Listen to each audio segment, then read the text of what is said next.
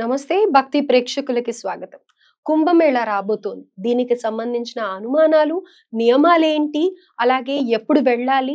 ముఖ్యమైన తిథులు ఏమన్నా ఉన్నాయా? ఇలాంటివన్నీ కూడా మీకు తెలియజేసేందుకు ఇప్పుడు ప్రస్తుతం మనతో పాటు మన స్టూడియోలో బెనారస్ బాబు గారు ఉన్నారు. వారితో మాట్లాడి పూర్తి వివరాలు తెలుసుకుందాం.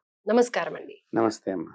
సో కుంభమేళా మామూలుగా అయితే వింటూ ఉంటాం. ఇక్కడికి ఎక్కువగా సాధువులు కానీ, అక్కడ తపస్సు లేదా ఇంకా అక్కడి వాళ్ళు కానీ ముఖ్యంగా వెళ్తూ ఉంటారని ఇది వరకు ప్రచారంలో ఉండేది.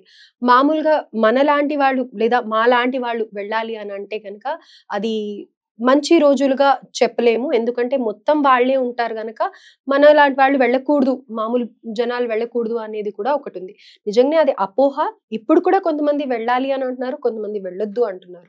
అలాగే కొత్తగా ఫస్ట్ టైం వెళ్ళే వాళ్ళు ఈ కుంభమేళాకి వెళ్ళేప్పుడు ఏవన్నా నియమాలు పాటించాలి అని అంటారా? నారాయణ సమారంభం వ్యాసశంకర మధ్యమాం అస్మదాచార్య పర్యంతం వందే గురు పరంపరాం. మీరు చాలా చక్కని ప్రశ్న వేశారు. కుంభమేళాలో ప్రతి ఒక్కరూ అంటే వీలైనటువంటి వారందరూ కూడా వెళ్ళవచ్చు, ఎటువంటి తప్పు లేదు. ప్రతి ఒక్కరూ అని ఎందుకు చెప్తున్నాము అంటే గనక ఆ ప్రదేశంలో అంత గొప్ప శక్తి ఉన్నది. ఆ ప్రదేశానికి అనేక ప్రదేశాల నుంచి చాలా గొప్ప గొప్ప మహిమాన్వితమైనటువంటి వ్యక్తులు వచ్చి స్నానం చేస్తూ ఉంటారు. ఆ మహిమాన్వితమైనటువంటి వ్యక్తుల యొక్క వీక్షణ కానీ, వారి స్నానం చేస్తున్నప్పుడు మనం కూడా వారి పక్కనే ఉండి స్నానం చేసినట్లయితే వారి యొక్క తపోబలం కానీ, అయితే వారి ఆశీర్వచన ఫలితం కానీ, వారి యొక్క ఆ ప్రేమ స్వరూపంగా చూచేటువంటి నేత్రముల యొక్క దృష్టి కానీ మన మీద పడినప్పుడు మన దోషాలు తొలగిపోవటానికి చాలా ఉపయోగపడుతుంది.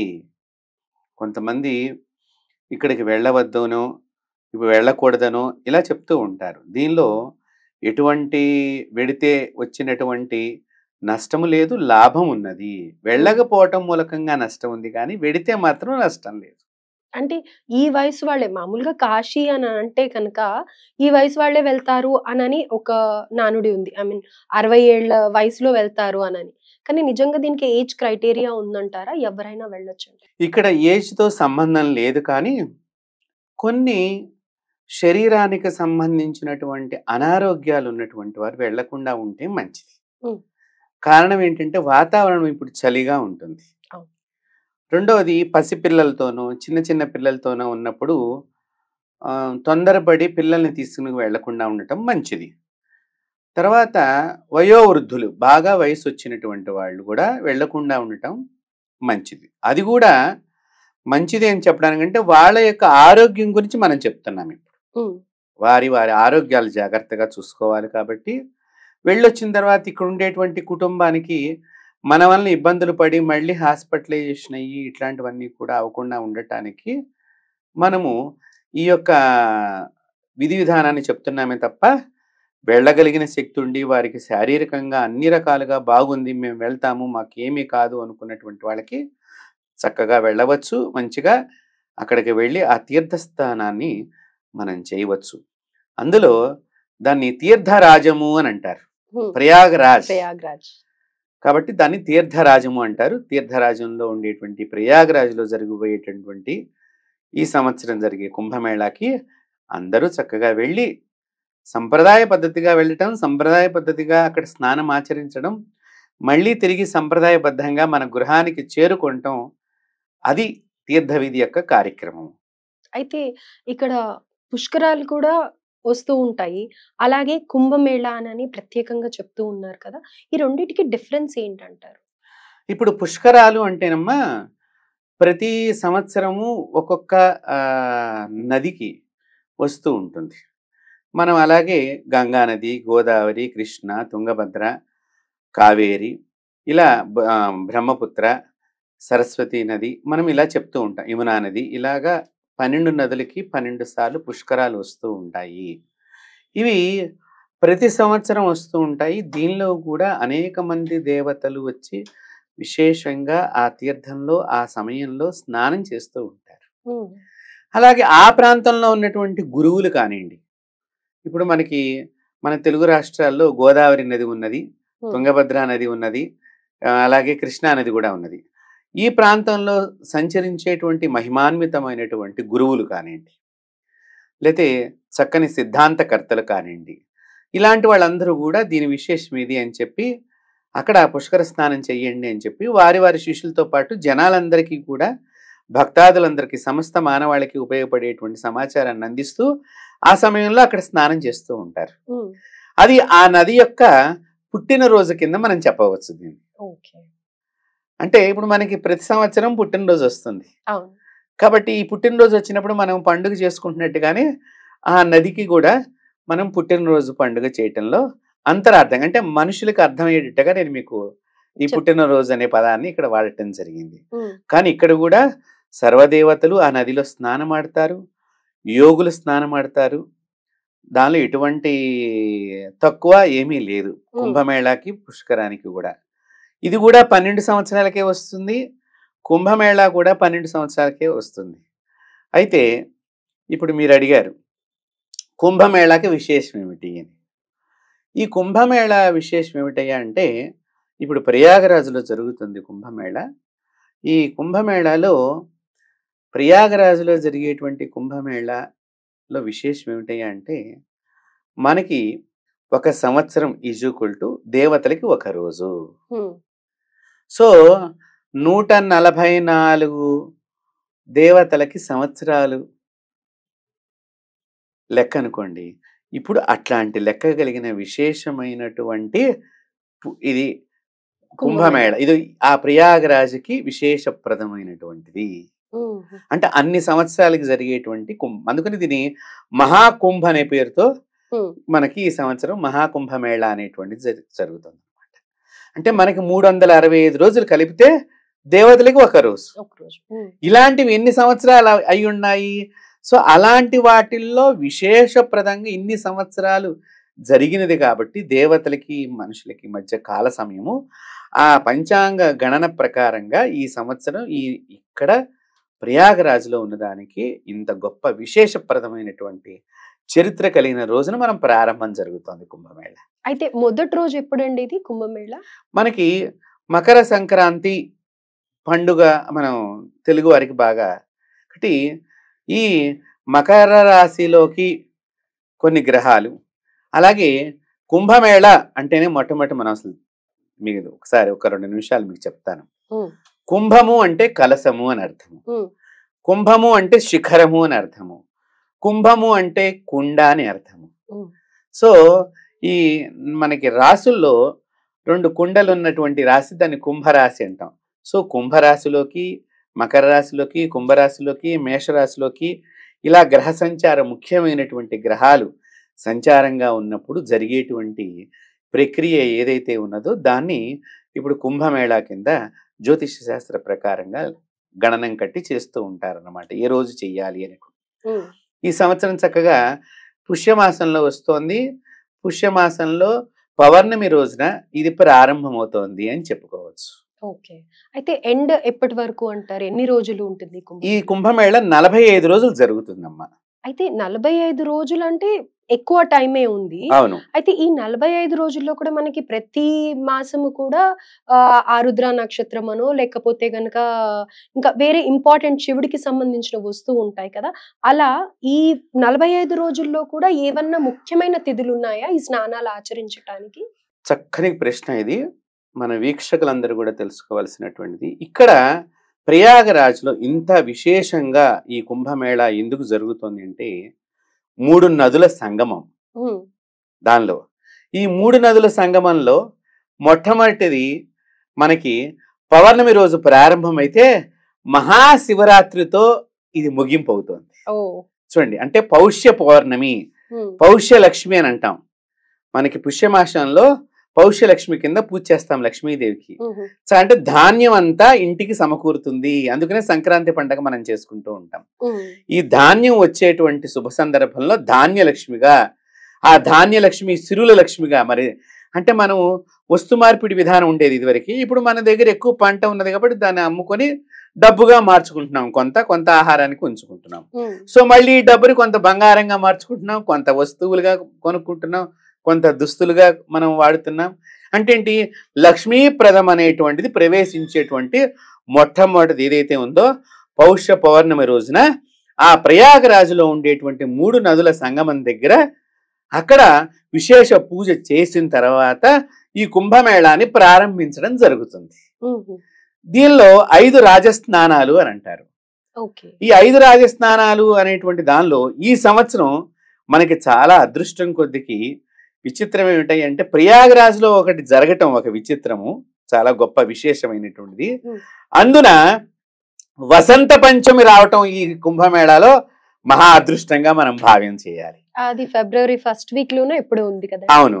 అయితే ఈ వసంత పంచమి ఎందుకు అని చెప్తున్నామంటే పంచమి సరస్వతీదేవికి చాలా ప్రీతికరమైనటువంటి తిది. కరెక్ట్ గా అక్కడ సరస్వతీ నది కూడా ప్రవహిస్తోంది అంతర్వాహిని కింద. ఆ సరస్వతీదేవి యొక్క నది యొక్క తిది అక్కడ ఉండటం చేత మనకి ఆ విశేషమైనటువంటిది మనకి ఈసారి ఈ కుంభమేళాలో మనకి దర్శనం కాబోతున్నది. అయితే నేను చెప్పాను కదమ్మా 5 రాజస్థానాలని.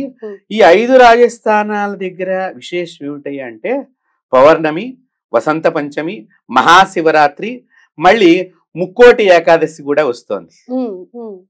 ఇట్లా ఈ ఏకాదశికి సంబంధించిన తిథులు కొన్ని విశేషంగా వస్తున్నాయి. మొత్తానికి మనకి 5 రాజస్నానాల కింద చెప్పడం జరిగింది.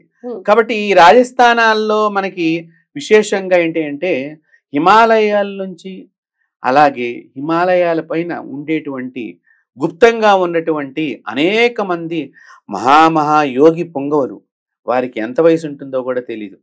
ఒకళ్ళకి 2000 సంవత్సరాలు ఉంటాయి, ఒకళ్ళు 3000 సంవత్సరాలు ఉంటాయి, ఒకళ్ళకి 500 సంవత్సరాలు ఉంటాయి, 200 సంవత్సరాలు ఉంటాయి. ఇలా విశేషంగా ఉండేటువంటి వాళ్ళందరూ కలిసి స్నానం ఆడతారు. అయితే ఇక్కడ ఏమైందంటే అనేక రకాలైనటువంటి అఘోరీలు వస్తారు. ఇట్లా మనకి హిమాలయాల్లో తపస్సు చేసుకునేటువంటి వాళ్ళల్లో కూడా అఖాడాల కింద విభజన జరిగింది.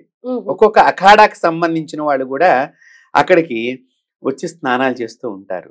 సో వీళ్ళకి ఈ పుణ్యమైనటువంటి తిథులంటే చాలా ప్రీతి. ఎందుకు అంటే ఇప్పుడు మహాశివరాత్రి ఉంది, సాక్షాత్తు పార్వతీదేవితో పరమేశ్వరుడు వచ్చి ఆ రోజు స్నానం ఆడతాడు. అలాగే వసంత పంచమి ఉన్నది, ఆ రోజున తప్పకుండా అమ్మవారు వచ్చి ఇక్కడ స్నానం చేస్తుంది. అలాగే మనం పౌష్యలక్ష్మి పౌర్ణమి రోజున సర్వదేవతలు మొట్టమొదటిగా స్నానం చేస్తారు. కాబట్టి ఇలా దేవతల యొక్క స్నానము, ఋషుల యొక్క స్నానము, ఇలా మహాయోగుల యొక్క స్నానాలు జరగటం మూలకంగా ఆ నది లోపల విశేషమైనటువంటి ఆరోగ్య లక్షణాలు ఎక్కువగా ఉంటాయి. ఆ ఆరోగ్య లక్షణాల వల్ల మనం స్నానం చేయటం మూలకంగా మన శరీరంలో మనం తీర్థం తీసుకుని స్నానం చేస్తాం సంకల్పం చెప్పుకుని. కాబట్టి ఆ తీసుకోవటం మూలకంగా అలాంటి యోగుల ప్రభావం, దేవతల యొక్క స్నానం మూలకంగా ఇంకా అసలు ఏమని చెప్పాలి అంటే ఈ కుంభమేళ ఎందుకు అంటే దేవతలకి దానవులకి అంటే రాక్షసులకి యుద్ధం జరుగుతున్నప్పుడు దేని గురించి? అమృతం గురించి. ఆ అమృతం పడిన చోటే ఈ ప్రయాగరాజ. సో అలాంటి అమృతం అనేటువంటిది మళ్ళీ ఆ నదిలో కలుస్తూ ఉంటుంది ఆ సమయంలో. సో ఆ అమృత బిందువులు కలిసినటువంటి తీర్థాన్ని మనం గనక స్నానం చేసే ముందర స్వీకరించి మళ్ళీ స్నానం చేస్తూ మళ్ళీ స్వీకరించి మనం అది ఇంటికి ప్రసాదంగా తెచ్చుకుని అది అందరికీ తీర్థం కింద ఇవ్వటం మూలకంగా అనేక రకాలైనటువంటి అనారోగ్యాల్ని, శరీరానికి పట్టినటువంటి పాపాల్ని పోగొట్టేటువంటి శక్తి ఆ జలంలో ప్రవేశించి ఉంటుంది 45 రోజులు. అద్భుతం. అందువల్ల ఈ కుంభమేళ అనేటువంటిది చాలా విశేషప్రదమైనటువంటిది. అయితే ఇక్కడ మామూలుగా స్నానాలు ఆచరించడానికి వెళ్ళే వాళ్ళకి కొన్ని డౌట్స్ ఉంటూ ఉంటాయి. ఈ మామూలుగానే అర్ఘ్యం వదలడం కానీ, లేకపోతే గనక ఒక సంకల్పం ఇందాక మీరు అన్నారు చెప్పుకోవడం కానీ, ఇలా కొన్ని విధానాలు ఉంటాయి కదా. సో ఈ కుంభమేళాలో స్నానాలు ఆచరించే వాళ్ళు ఎలాంటి సంకల్పం కానీ, ఏదైనా నియమాలు కానీ ఏమైనా ఉన్నాయంటారు? తప్పకుండా అమ్మా. అక్కడ తీర్థం దగ్గర కొంతమంది బ్రాహ్మణులు ఉంటారు. వారిని గనక మనం వెళ్ళి అడిగితే, అయ్యా మాకు సంకల్పం చెప్పి తీర్థ స్నానాన్ని ఎలా చేయాలో మాకు తెలియచేయండి అని అంటే గనక ఆ బ్రాహ్మణుల సంకల్పం చెప్పి మనకు చక్కగా ఆ సంకల్పం అంతా చెప్తారనమాట. అంటే ఈరోజు ఏ రోజుము, ఏ మాసము, దీనికి ఎంత విశేషం ఉన్నది, దీనిలో మీరు స్నానం చేస్తున్నందుకు ఏ ఏ పాపాలన్నీ తొలగిపోతాయి, ఉమ్, ఎలాంటి దోషాలు తొలగిపోతాయి. ఉదాహరణకి ఇప్పుడు చాలా మంది ఇళ్లలో మైలు కలుస్తోంది కదా నాన్న అనేక అవును. రకాలుగా. ఈ మైలు దోషం పోవటానికి కూడా సంకల్పం చెప్పిస్తారు అక్కడ. ఉమ్, అంటే చూడండి ఎంత విచిత్రంగా, అంటే ఎలాంటి మైలు దోషం ఉన్నా కూడా ఒక్కసారి మీరు స్నానం చేస్తే ఆ దోషం పోతుంది అంటే ఎంత గొప్ప శక్తి ఇది. దేవతలు మీరు గనక ఆ, ఒక్కసారి నేను ఒకళ్ళకి ఫోన్ చేస్తాను మీరు కావాలంటే. నేను కాశీలో గంగ అవతల ఒడ్డున కూర్చుని స్నానం చేసి జపం చేసుకుంటున్న సందర్భంలో ఉమ్, హైదరాబాద్లో ఉన్న ఒక వ్యక్తిని నేను ఇప్పుడు నా దగ్గర ఎవరు వచ్చి వెళ్ళారో కనుక్కుని చెప్పవయ్యా అని చెప్పి నేను ఫోన్ చేసినప్పుడు గురువు గారి దగ్గర 3 ఆత్మలు వచ్చి నిలబడ్డాయి. ఉమ్, వాళ్ళు చాలా వయస్సు కలిగినటువంటి వారు, వాళ్ళు మామూలు మనుషులు కాదు ఆత్మలంటే అని అతను నాకు వేరే వ్యక్తి ద్వారా ఫోన్లో సమాచారం ఇవ్వటం జరిగింది. ఎలా అది? అదే చెప్తున్నాను కదా, ఇప్పుడు మనం జపం చేస్తూ ఉంటే గనక మనకు ఎదురుగుండా తెలుస్తాయి. ఉమ్, ఉమ్, ఇప్పుడు మీరు ప్రయాగ్రాజ్లోకి వెళ్ళారనుకోండి, స్నానం చేయడానికి మీరు ఎడతారు. కానీ ఎవరైతే నిజంగా చెప్తున్నాను, మన ఛానల్ చూస్తున్నటువంటి వాళ్ళందరికీ కూడా, మీరు ఎంత పవిత్రంగా వెళ్ళి ఈ కుంభమేళాలో మీరు స్నానం చేయదలుచుకున్నారో, మీ పెద్దల యొక్క క్షేమం కోరి గతించిపోయినటువంటి స్వర్గస్థులైనటువంటి వారి గురించి అక్కడ తర్పణం వదలండి. అదే అడుగుదాం అనుకున్నాను. పితృదేవతలకి మరి ఆ తర్పణం వదిలితే మీ పితృదేవతలు అక్కడ వేచి చూస్తూ ఉంటారు. మా అబ్బాయి వస్తాడా, లేకపోతే మా అమ్మాయి వస్తుందా, ఏమైనా నా గురించి ఇక్కడ దానం చేయిస్తుందా, తర్పణం వదులుతుందా, ఏమన్నా పిండ ప్రదానం చేయిస్తారా. అంటే మన పితృదేవతలు కూడా ఎదురు చూస్తూ ఉంటారా? వాళ్ళు కూడా వచ్చి స్నానం చేస్తారమ్మా, ఓ సర్వులు. అయితే ఇప్పుడు ప్రతి ఒక్కళ్ళకు ఉండే అనుమానం ఏంటంటే, మేము గత కొన్నేళ్లుగా మా ఇంట్లో పెద్దవాళ్ళకి తిథి రోజున ఎలాంటివి ఆచరించట్లేదు అని బాధపడే వాళ్ళు కూడా ఇలాంటి వాటికి ముఖ్యంగా వెళ్ళొచ్చు అని వెడితే చాలా విశేష ఫలితం ఉంటుంది. అయితే ఇక్కడ ఒక చిన్న సందేహం గురుగారు, మరి ఈ ప్రయాగ్రాజ్ ఒక్కటే ఉందని అంటారా, లేకపోతే ఇంకా వేరే ప్లేసెస్ కూడా ఏమైనా ఉన్నాయా? ఎందుకంటే అక్కడ పలానా ప్లేస్ కి ప్రయాగ్రాజ్ కి కొన్ని కోట్ల మంది వస్తున్నారు అని అనేసి వింటూ ఉన్నాం కదా, మరి ఈ ప్రవాహం ఈ కుంభమేళ అనేది ఇంకా వేరే చోట్ల కూడా ఉందంటారా?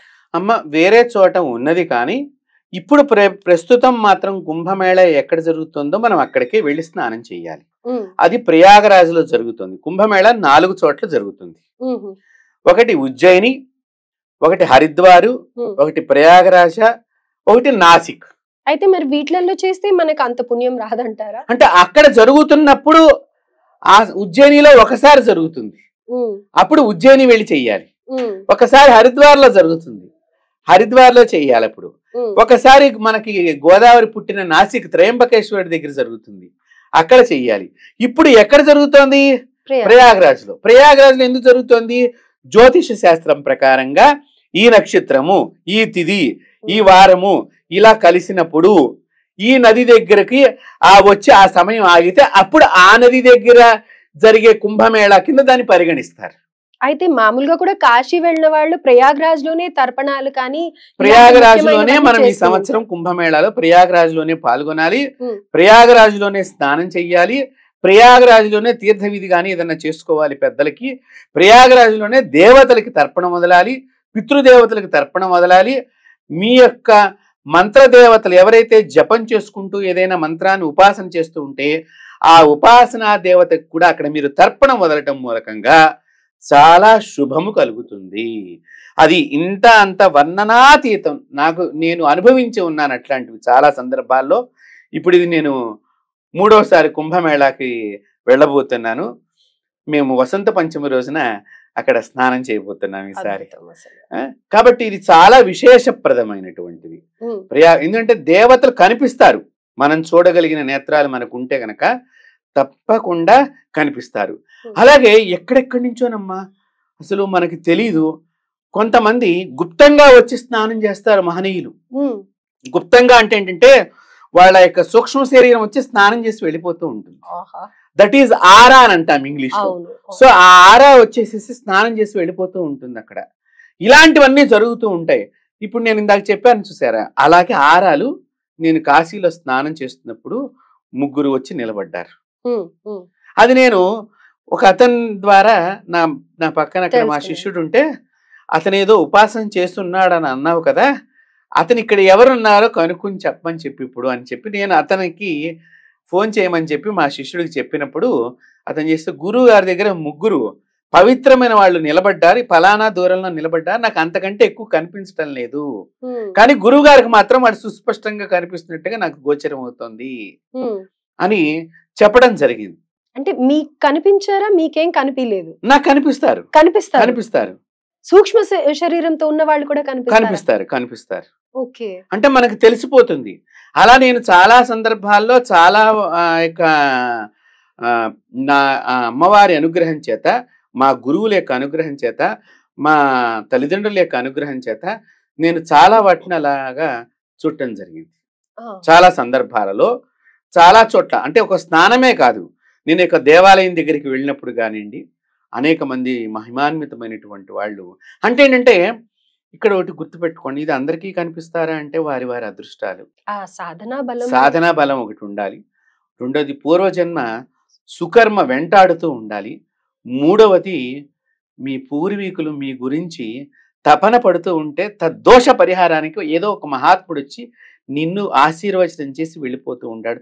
నీ దోషం పోయినప్పుడు మీ పితృదేవతలు సంతుష్టులై వంశాన్ని అభివృద్ధి చేయటానికి. అద్భుతం అసలు.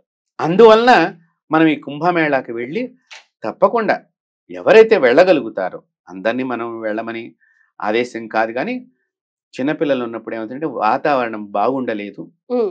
ఈ కరోనా తర్వాత ప్రతిదానికి కూడా ఇదివరకు తలస్నానాలు మనం రోజు 2-3 సార్లు చేసినా ఏమయ్యేది కాదని, కరోనా తర్వాత ఒక రకమైనటువంటి మనుషుల్లో వీక్నెస్ వచ్చేసింది. అవును. ప్రతి సంవత్సరం కూడా మనం చూస్తుంటే గనక వైరస్ రకరకాలుగా పరిణామం చెందుతూ రకరకాలుగా దగ్గులని, జలుబులని, సరిగ్గా తిండి తినలేకపోవటము, కొంతమంది వైరస్ ఎక్కువగా స్ప్రెడ్ అయిపోతూ ఉన్నది. అయితే ఇక్కడ ఇంకొక విషయం ఏంటంటే, ఇప్పుడు సపోజ్ ఒక దీక్షగా వెళ్ళి నియమంగా ఈ స్నానాలు ఆచరించాలి అని అనుకునే వాళ్ళు అక్కడ ప్రయాగరాజ్‌లో అయిపోయిన తర్వాత స్నానాలు ఆచరించిన తర్వాత కాశీ వెళ్ళొచ్చా? లేకపోతే పక్కనే ఉన్న అయోధ్య కానీ, లేకపోతే ఇంకా ఏవన్నా దర్శించుకోవాలి అనుకుంటే వెళ్ళొచ్చంటారా? అంటే మనం ఇక్కడ ఒకటి దృష్టితో 2 కోణాలుగా మనం ఆలోచన చేయాలి. ఇప్పుడు మేము కాశీ వెళ్ళి అక్కడి నుంచి బై రోడ్డు వెడుతున్నాం. ఇక్కడి నుంచి ఫ్లైట్‌లో కాశీ వెళ్ళి బై రోడ్డు ప్రయాగరాజ్‌కి వెడుతున్నాం. కారణం ఏమిటి అంటే ఖర్చు. హ్మ్. హ్మ్. ఆర్థికమైనటువంటి ఖర్చుతో కూడుకున్నటువంటి ప్రయాణాలుగా ఉన్నాయి కాబట్టి, ఎలా తక్కువగా ఖర్చు కలిసొస్తుందో ఆ విధంగా వెళ్ళవచ్చు. రెండోది, కాశీ అంటే సర్వదేవతలు నిలయం నిత్యము ఉండేటువంటిది, సంచరించేటువంటి స్థానము. కాబట్టి మనం కాశీ వెళ్ళి అక్కడి నుంచి ప్రయాగరాజ్ వెళ్ళి మళ్ళీ కాశీకొచ్చి మనం ఇంటికి రావటం అనేది ఉత్తమం. ఇలా వెళ్ళినప్పుడు. మీరు అయోధ్య వెళ్ళారనుకోండి, అయోధ్యలో మహావిష్ణువు పుట్టినటువంటి ప్రదేశం. హ్మ్. హ్మ్. కాబట్టి మీరు అయోధ్య నుంచి ప్రయాగరాజ్ వచ్చి మళ్ళీ అయోధ్యకొచ్చి మళ్ళీ ఇంటికి రావటం ముఖ్యం. హ్మ్. ఎందుకు ఇలా చెప్తున్నాను అంటే గనక, మనం ఈ పుణ్యాన్ని ఏదైతే అక్కడ చేసుకున్నటువంటి మహిమాన్వితులైనటువంటి చక్రవర్తులందరూ కూడా వచ్చి స్నానం చేసే సందర్భంలో ఏ చక్రవర్తి యొక్క దృష్టి నీ మీద పడుతుందో హ్మ్. ఆ పుణ్యాన్ని మనం ఇంటి దాకా తెచ్చుకుంటానికి ప్రయత్నం చెయ్యాలి. దాంతో మన నెక్స్ట్ జనరేషన్స్ అందరూ కూడా మన గృహము పావనమవుతుంది, మన సంతానం పావనమవుతుంది, మన వంశం వృద్ధి కలుగుతుంది, ఇంట్లో ఉన్న నెగిటివ్ ఎనర్జీ కూడా తొలగిపోతుంది. హ్మ్. రెండవది, మనం అక్కడికి వెళ్ళాం కాబట్టి ఇక్కడి నుంచి అక్కడికి, అక్కడి నుంచి అక్కడికి ఇలా అన్ని దేవాలయాలు చూద్దాం అనుకుంటే శరీరం సహకరించవచ్చు, వాతావరణం బాగుండలేదు హ్మ్. ఒక హ్మ్. రకంగా. కాబట్టి అలసిపోతాము, హ్మ్. నీరసించిపోతాము. తర్వాత కొన్ని అనుకోని ఏమన్నా అడ్డంకులు వచ్చినప్పుడు, ఆడవాళ్ళతో వెళ్ళినప్పుడు కొన్ని అనుకోని అడ్డంకులు వచ్చినప్పుడు, ఆ అడ్డంకి వస్తే మళ్ళీ అదంతా కూడా మనం చేసుకున్న మంచి అంతా కూడా మళ్ళీ ఇబ్బంది వృధా అయిపోతుంది. ఎందుకంటే మన ఇంటి దగ్గర ఉండే వాతావరణం వేరు, ప్రయాణాలలో మనకి అంత. కాబట్టి నేను అందరికీ ఏమని చెప్తున్నానంటే, మీరు వెళ్ళిన వాళ్ళు ఆ తీర్థరాజంలో స్నానం చేసి ప్రయాగరాజులో వెంటనే ఇంటికి వచ్చేసేయండి. హ్మ్. మిగతావి కావాలంటే మళ్ళీ ఇంకొకసారి ఎప్పుడన్నా మీరు దర్శనానికి వెళ్ళవండి. ఎందుకంటే ఈ పుణ్యాన్ని మీరు ఇంటికి ఎక్కడ తెచ్చుకోలేరేమో అనేది నాకు ఒక చిన్న ఎంతైనా ఒక ప్లేస్ నుంచి ఒక ప్లేస్ కి వెళ్ళడం అంటే మన టైం కానీ శరీరం కానీ అన్నిటికీ మనం చాలా స్ట్రెయిన్ ఇచ్చిన వాళ్ళమే అవుతాం. అవును కాబట్టి వెళ్ళినప్పుడు ఖచ్చితంగా జాగ్రత్తగా వెళ్ళటము, ఆ పుణ్యాన్ని ఇంటి దాకా తెచ్చుకోగలగటం. అయితే గురుగారు ఆల్మోస్ట్ అన్నిటి మీద మీరు అవగాహన కల్పించేశారు మాకు. కుంభమేళా గురించి కానీ, పాటించాల్సిన నియమాలు కానీ, దర్శించవలసిన ఆలయాలు కానీ అన్ని. అయితే ఎవరిది వాళ్ళు సొంతంగా అక్కడ దాకా వెళ్ళడమే కష్టం అని అనుకుంటున్నాం కదా, సంకల్పం చెప్పుకోవాలి అనుకుంటే ఏ విధమైన సంకల్పం చెప్పుకోవాలి అనేది కూడా మా ప్రేక్షకుల కోసం ఒక్కసారి తప్పకుండా. ఇప్పుడు ప్రయాగరాజులో ఎవరైతే వెళ్ళలేనటువంటి వారు ఉన్నారో, ఇక్కడి నుంచే మేము వెళ్ళలేకపోతున్నాము, మీ కులదేవత ఎవరైతే ఉంటారో, మీ ఇంటి దేవుడు ఎవరైతే ఉంటారో ఆయనకి నమస్కారం చేసుకుని, అయ్యా నేను ప్రయాగరాజులోకి నేను వెళ్ళి స్నానం చేయలేకపోతున్నాను అనుకుని మనం వేడుకొని, ఇక్కడే మీరు స్నానం చేసే తర్వాత చక్కగా గణపతి పూజ చేసుకునే ముందర కలసం మనం పెట్టుకుని గంగే యమునై చేవా కృష్ణ గోదావరి నర్మదా సింధు కావేరి జలేస్మిన్ సన్నిధం కురు అనే మంత్రంతో గనక మీరు ఆ కలసం మీద చెయ్యి పెట్టి, మీరు ఇది పవిత్రమైనటువంటి ప్రయాగరాజులో జరిగేటువంటి కుంభస్నానంగా ఈ జలము మారిపోవాలి అని మీరు మానసికంగా తలుచుకుని మీరు ఆ కలసం నీళ్లు గనక నెత్తి మీద స్నానం చేసినట్లయితే ఇది మీకు కూడా ఉపయుక్తం అవుతుంది. ఇది కూడా శాస్త్ర సమ్మతమైనటువంటి విషయమే. ఎందుకంటే మానసిక స్నానం అని అన్నారు. నేను ఇందాక సూక్ష్మ శరీరంతో స్నానం చేసేస్తారని చెప్పాను చూసారా, ఇది మానసిక స్నానం. మానసిక స్నానం ఎట్లాంటప్పుడు చెప్పారు అంటే, అనారోగ్యగ్రస్తులకి, కుదరలేని పక్షంలో ఉండేటువంటి వారికి, చిన్నపిల్లలు ఉండి, ఇప్పుడు చిన్నపిల్లల్ని మనం తీసుకెడతామమ్మా, మంచి చలిగా ఉంటుంది అక్కడ వాతావరణం, అక్కడ వాళ్ళకి ఏం ప్రాబ్లం ఉండదు, ఎందుకంటే నిరంతరము ఆ వాతావరణంలో వాళ్ళు సమిష్టిగా జీవనం సాగిస్తూ ఉంటారు. ఇక్కడి నుంచి వెళ్ళిన వారికి అక్కడ చలి ఎక్కువగా ఉండటం చేత తిండి తిన్నది అరగదమ్మా. మెయిన్గా అరక వామిటింగ్స్ అవుతాయి, మోషన్స్ అవుతాయి, తలనొప్పిగా ఉంటుంది, గ్యాస్ బాగా పట్టేసినట్టుగా అవుతుంది. కాబట్టి ఈ సమస్యలు పడకుండా ఉండటానికి ముఖ్యంగా మీరు ఇందాక చక్కగా మంచిగా అడిగారు కాబట్టి నేను అందరికీ కూడా ఈ విషయాన్ని దృష్టిలో పెట్టుకుని, మీరు వెళ్ళేవాళ్ళు కూడా దీనికి సంబంధించిన మందులు కూడా దగ్గర పెట్టుకుని, మీరు డాక్టర్ని, మీ ఇంటి డాక్టర్ని సంప్రదించి కొన్ని మందులు కూడా తీసుకుని ఈ ప్రయాగరాజ్కి వెళ్ళండి. వెళ్ళలేనటువంటి వారు ఇంట్లో కూర్చుని పుష్య పౌర్ణమి దగ్గర నుంచి మహాశివరాత్రి దాకా మీరు ప్రతిరోజు, నేను కుంభమేళా ప్రయాగరాజులో చక్కగా 3 నదుల సంగమంలో పడవ దగ్గర కూర్చున్నాను, తండ్రి నన్ను తీసుకువెళ్ళు నువ్వు అక్కడికి మానసికంగా అని చెప్పి మనసులో యద్భావం తద్భవతి అని శాస్త్రం చెప్పింది. కాబట్టి మీరు అనుకుని ఆ చెంబుడు నీళ్లు మీరు గనక మళ్ళీ రెండోసారి స్థిరస్నానం చేశారు అంటేనే మీకు కూడా కుంభమేళాలో స్నానం చేసినంత పుణ్యం కొంత తప్పకుండా లభిస్తుంది, ఎటువంటి సందేహము లేదు. అయితే మీరు చెప్పిన ఆ 5 రోజుల్లో ఏ ఒక్క రోజు చేసినా, లేదా ఈ 45 రోజుల్లో ఏ ఒక్క రోజు చేసినా కానీ ఆ ఫలితం వస్తుంది. అయితే అక్కడ స్నానం ఆచరించే వాళ్ళు చెప్పుకోవాల్సిన సంకల్పం కానీ, తర్పణ విధానం గురించి కానీ ఒక 2 మాటల్లో చెప్పండి. అక్కడ స్నానం చేద్దాం అనుకునేటువంటి వారు మనకి ఆ రోజు మీరు వెళ్ళేటువంటి రోజు మామూలుగా సంకల్పం మీ చేత బ్రాహ్మలు చెప్పిస్తారు. మనకి సంకల్పం వచ్చినప్పటికీ కూడా అక్కడ బ్రాహ్మణ చేత సంకల్పం చెప్పించుకుని స్నానం చేసి తర్వాత అతనికి దక్షిణ ఇవ్వటం ద్వారా మనకి చాలా గొప్ప విశేష ఫలితం లభిస్తుంది. అయితే అక్కడ సందేహం ఉంటుంది, అక్కడ ఉండేది మొత్తం నార్త్ ఇండియన్స్ కదా, వాళ్ళ పద్ధతి ప్రకారం చెప్తారు, మరి అది మనకి వర్తిస్తుందా? తప్పకుండా వర్తిస్తుంది, తప్పకుండా వర్తిస్తుంది. అక్కడ మనము అతను ఏ ప్రాంతం వాడని చూడకూడదు. తీర్థంలో ఉండేటువంటి వ్యక్తి, ఆ వ్యక్తిని మనం గౌరవించి, ఎందుకంటే దాని మీదే అతని పోషణ అంతా ఉంటూ ఉంటుంది. ఇప్పుడు ప్రతి నది దగ్గర కొంతమంది బ్రాహ్మలు ఉంటారమ్మా. చాలా మంది ఏం చేస్తారంటే అక్కడున్న బ్రాహ్మలు కనీసం ₹1 కూడా ఇవ్వరు. అది చాలా పొరపాటు. మన ఇంటి బ్రాహ్మణ్ణి తీసుకువెళ్ళినప్పటికీ కూడా అక్కడున్న బ్రాహ్మలకి ఎంతో ఇతోధికంగా మీరు ఇచ్చి వచ్చినట్లయితే అతను కూడా ఆశీర్వచనం చేస్తాడు మనకి.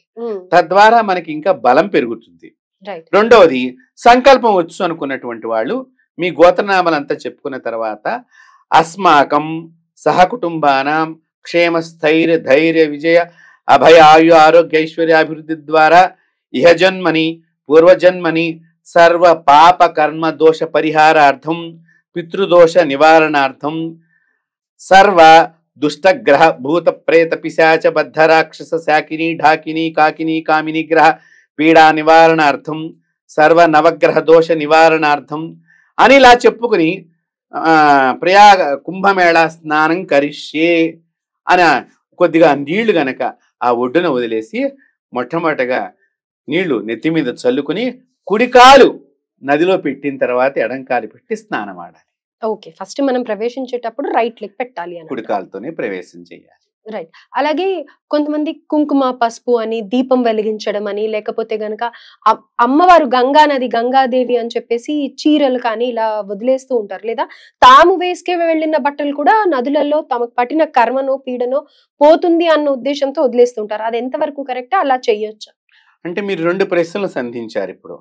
మొదటి ప్రశ్న, అమ్మవారిగా భావన చేసి నదీమాతకు మనము పసుపు కుంకుమ చందనము అక్షింతలు దీపము వదలటము అలాగే వస్త్రాన్ని వదలటము ఇవన్నీ కూడా చేసి తీరటం చాలా మంచిది.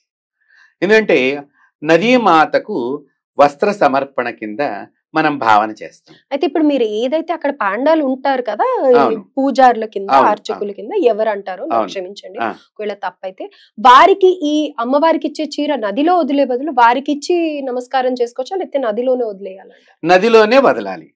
కావాలంటే వదిలిన తర్వాత వాళ్ళు తీసుకుంటారు, తీసుకోండి అంటే. మనం నదీమాతకి ఇస్తున్నాం. ఎవరికి ఇస్తున్నాం ఇప్పుడు? నదీమాతకి ఇస్తున్నామా, అక్కడ ఉండేటువంటి బ్రహ్మగా ఉండేటువంటి పూజారికి ఇస్తున్నారా? నదీమాతకి ఇస్తున్నప్పుడు మొట్టమొదట పసుపు వేయాలి, కుంకుమ వేయాలి, అక్షింతలు వేయాలి. ఇంకా మన ప్రేక్షకులు ఒక ముఖ్యమైన విషయం చెప్తున్నాను. మీరు వెళ్ళేటప్పుడు రాగి నాణాలు తీసుకుని వెళ్ళండి. ఈ రాగి నాణాలు కనుక మీరు వేసినట్లయితే శుభప్రదమైనటువంటి జన్మని మళ్ళీ పొందుతారు, రాగి నాణాలు వేయటం మూలకంగా. అలాగే ఈ పసుపు కుంకుమ వేయటం మూలకంగా ఉపయుక్తం ఏంటంటే, ఆ నీటిలో ఉండేటువంటి అనేక రకాలైనటువంటి క్రిములు, రోగాన్ని తీసుకొచ్చే క్రిములకి అవి నశింపచేసే లక్షణం పసుపుకి ఉంటుంది. రెండోది, పసుపు వేయటం మూలకంగా కూడా ఎక్కువగా పసుపు వేసిన చోట ఏమవుతుందంటే నీరు వేడెక్కుతుంది కొంచెం. అప్పుడు కూడా మన శరీరానికి అది ఒక ఆరోగ్య రక్షణగా ఉపయోగపడుతుంది.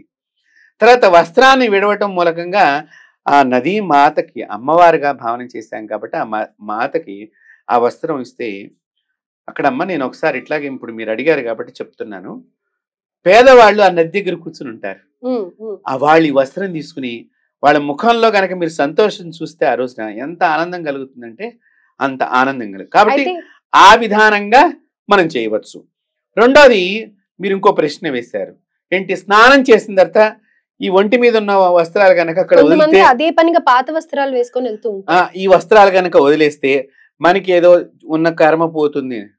ఇది ఒక ప్రజలలో ఒక నమ్మకం అయితే ఉన్నది, ఒక విశ్వాసం కింద. కానీ అది ఎక్కడ వదలాలి, ఎలా వదలాలి అని మనం తెలుసుకుని వదలాలి. లేకపోతే మనం పాపం చేసిన వాళ్ళం అవుతాం మళ్ళీ. ఎందుకంటే చాలా మంది వదిలేసి ఆ నీళ్ళల్లో పడేస్తారు. ఆ నీళ్ళల్లో పడేస్తే దాని దగ్గర అంతా కూడా రకరకాలైన దుర్గంధం ఏర్పడుతుంది, పాచి పడుతుంది. మనం నది పుణ్యం అని చెప్పేసి మళ్ళీ అక్కడ పాపం చేస్తే మనం స్నానం చేసే దానికి ఎటువంటి ఉపయోగం ఉండదమ్మా. కాబట్టి దాన్ని దూరంగా వదిలేయాలి, నీళ్ళల్లో పడేయకూడదు. కొత్త వస్త్రాలు అయితేనే నదిలో అమ్మవారికి సమర్పణ చేయాలి, అంతే. మనం వేసుకున్న బట్టలు మటుకు వేయకూడదు. రెండవది, ఇలాగ అందరూ వదిలేశారనుకోండి, గవర్నమెంట్ వారు కూడా అవన్నీ తీసి ఎక్కడన్నా దూరంగా వేయాలంటే ఎంత ఇబ్బంది అవుతుంది. కాబట్టి ఇది ఒక విశ్వాసంలాగా, ఏదో మూఢనమ్మకంలాగా వస్తున్నదే తప్ప వదలాలని మాత్రం ఎక్కడా లేదు. బట్టలు స్నానమైన తర్వాత వదలాలనేటువంటిది ఎక్కడా లేదు. చక్కగా మంచి వస్త్రంగా మగవాళ్ళు కానీ ఆడవాళ్ళు కానీ గోచి పోసుకుని స్నానం చేయటం అనేది ఉత్తమమైనటువంటి విధానము. వస్త్రాలను అక్కడ విడవాలనేది ఎక్కడా లేదు. ఇప్పుడు ముఖ్యంగా ఇక్కడికి వెళ్ళేవారు చేయవలసినటువంటి నియమాలు ఏమిటి అంటే, మొట్టమొదటిగా మీరు ఇంటి దగ్గర తలస్నానం చేయటం, ప్రయాణం అవటం, మీరు ఏ విధంగా ప్రయాణం పెట్టుకున్నారో ఆ విధంగా ప్రయాణం సాగించి తీర్థరాజం ప్రయాగరాజుకి వెళ్ళిన తర్వాత మీరు ఎటువంటి సబ్బులతోనూ స్నానం చేయకూడదు. తర్వాత షాంపూలతో స్నానం చేయకూడదు. ముఖ్యంగా బాగా గుర్తుపెట్టుకోండి అమ్మా, ఇవి రెండూ కూడా ప్రపంచానికే కాదు మనకి కూడా ప్రమాదమైనటువంటి విషయాలు. కాబట్టి నదిలో సబ్బుతో స్నానం చేయకూడదు. ఇంకా మీకు అక్కడ ఏదైనా ఆవు పేడ దొరికిన, ఉమ్, లేదా మృత్తికా స్నానం అంటాం. మృత్తికా స్నానం నది దగ్గర మట్టి తీసుకుని ఒంటికి రాసుకుని స్నానం చేయటం. ఉమ్, ఇది యోగులు, ఋషులు, ఇందాక మనం చెప్పుకున్నటువంటి మహా గొప్ప గొప్ప ఉపాసనా పరులందరూ చేస్తారు మృత్తికా స్నానం అని చెప్పి. కాబట్టి ఆ మృత్తికా స్నానం చెయ్యండి. అంతేకాని కెమికల్స్ సంబంధించినటువంటివి ఏవి కూడా అక్కడ వాడరాదు. స్త్రీలు చక్కగా మంచి పసుపు పట్టుకెళ్ళండి. పసుపుతో ముఖానికి రుద్దుకోండి, శరీరానికి శుభ్రంగా రుద్దుకుని స్నానం చేయండి, శుద్ధి అయినట్లే అవుతుంది. రైట్. కాబట్టి ఎటువంటి కెమికల్స్ సంబంధించినటువంటి వాడటం కానీ, చాలా మంది ఈ దూకున్న తర్వాత ఆ జుట్టంతా కూడా అక్కడ పడేస్తారు. దయచేసి అలా పడవేయవద్దు. ఎంత పుణ్యం అయితే వస్తుందో ఇలాంటి వాటి వల్ల పాపం కూడా వస్తుంది అని వస్తుందమ్మా. ఇప్పుడు పుణ్యము పాపము అనేటువంటి విషయానికి వస్తేనే ఆ ప్రదేశాన్ని మనం పరిశుభ్రంగా ఉంచడమే పుణ్యం. ఆ, ఆ ప్రదేశాన్ని అపవిత్రంగానో లేకపోతే పరిశుద్ధంగా కాకుండానో చేయటమే పాపము. ఉమ్, ఇంకొకరు వచ్చి అక్కడ స్నానం చెయ్యాలి అంటే అలాంటి ప్రదేశంలో వారు ఎంత ఇబ్బంది పడతారు అనుకుని అందరూ గమనించి ఈ పుణ్యస్థానాలు ఆచరించి మీ పితృదేవతల యొక్క ఆశీస్సులతో పాటు సర్వదేవతా స్వరూపిణైనటువంటి మాంగళ్య గౌరి ప్రయాగరాజులో శక్తిపీఠంగా వర్ధిల్లుతున్నది. అలాగే పంచమాధవుల్లో ఒక మాధవుడు ప్రయాగరాజులో ఉన్నారు. వారి యొక్క ఆశీస్సులు, గంగా, యమున, సరస్వతి 3 నదుల యొక్క ఆశీస్సులు తీసుకుని మీరు చక్కగా మళ్ళీ తిరిగి మీ ఇంటికి విచ్చేసి ఇంట్లోకి వచ్చిన తర్వాత మీ దేవతా మందిరంలో ఉండేటువంటి దేవతకి హారతిచ్చి నమస్కారం చేసుకున్నట్లయితే మీ ఇల్లు శుభప్రదమవుతుంది, లక్ష్మీప్రదమవుతుంది. దోష నివృత్తి జరిగి మీరే సెలవిస్తారు, మాకు మంచి జరిగింది మీరు చెప్పినట్లుగా చేయటం మూలకంగా. కుంభమేళా నీళ్లు తెచ్చుకున్న తర్వాత వాటికి అంటూ పూజ చెయ్యాలి అని అంటారా? ఏంటి నియమాలు ఏంటి? చాలా చక్కని ప్రశ్న వేశారు. ఎవరైతే ఆ కుంభమేళాకు సంబంధించిన తీర్థాన్ని, పవిత్రమైనటువంటి జలాన్ని ఇంటికి తెచ్చుకుని తర్వాత అది చక్కగా మీరు తెచ్చుకున్నటువంటి డబ్బానో లేకపోతే మరచెంబుతోనో ఏదైతే తెచ్చుకుంటారో దానికి ఇంటి దగ్గర పవిత్రంగా పూజ చేయండి. ఉమ్, పూజ చేసిన తర్వాత అంటే షోడశ పూజ పవిత్ర భావనతో చేసి దానికి హారతి ఇచ్చి చక్కగా ఆ మొట్టమొదటిగా ఆ జలాన్ని మీ దేవతా మందిరంలో చిలకరించండి, సంప్రోక్షించండి. ఉమ్, తద్వారా ఆ దేవతా మందిరంలో ఎప్పుడైనా మైలు తగిలిన దోషం తొలగిపోతుంది. తర్వాత మీ ఇల్లంతా చల్లుకోండి. తర్వాత మీ ఇల్లంతా కూడా పవిత్రం అవుతుంది. ఎవరైతే మీ ఇంట్లో స్నానం చేయకుండా ఉన్నటువంటి వారు ఉంటారో, కుంభమేళాకు వెళ్లకుండా ఉన్నవారు, వారికి అన్ని నీళ్లు గనక ఇచ్చినట్లయితే మీరు పక్కింటి వాళ్ళకు కూడా ఇవ్వవచ్చు, అందరికీ కూడా పంచవచ్చు. తద్వారా వాళ్ళు దానిలో మరిన్ని నీళ్లు కలుపుకుని స్నానం మాట మూలకంగా కూడా కుంభమేళలో స్నానం చేసిన పుణ్యం. అలాంటి సాధువులతో అలా చేయడం కూడా కష్టము అని చెప్పేసి కొంతమంది చెప్తున్నారు. అలాంటి సందర్భంలో ప్రతి ఒక్క దాని గురించి అవగాహన కల్పించారు. ధన్యవాదాలు. నమస్కారం.